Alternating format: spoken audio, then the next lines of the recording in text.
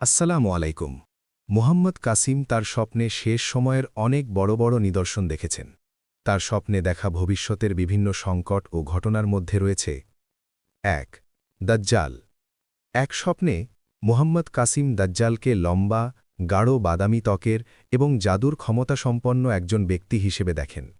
কাসিম তাকে অনুসরণ করতে অস্বীকার করেন এবং আল্লাহ নূর ব্যবহার করে তার ডান আঙুল দিয়ে যুদ্ধ করেন।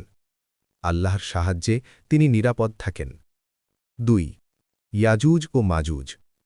মুহাম্মদ কাসিম তাদের সাদা ও কালো, মানুষের আকৃতি এবং গরিলার মতো বিশাল প্রাণী হিসেবে দেখেন। তারা ভূগর্ভ থেকে বের হয়ে মানুষের ওপর আক্রমণ করে, ধ্বংস সৃষ্টি করে। পরে আল্লাহ তাদের ধ্বংস করেন। ৩ পৃথিবী অক্ষ থেকে সরে যাওয়া। তিনি একটি ঐশী ঘটনার স্বপ্ন দেখেন, যেখানে পৃথিবী তার স্থান থেকে সরে যায় এবং চাঁদ সূর্যের এবং পৃথিবীর মধ্যে আসে। ৪ কিয়ামতের আগের দিন।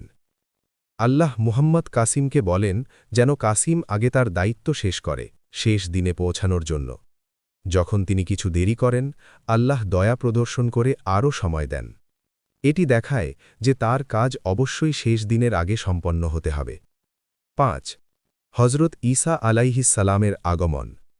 মুহাম্মদ কাসিম স্বপ্নে দেখেন হজরত ঈসা আলাইহিসসালাম আকাশ থেকে নেমে আসছেন এবং কিছু মানুষের সঙ্গে দেখা করছেন।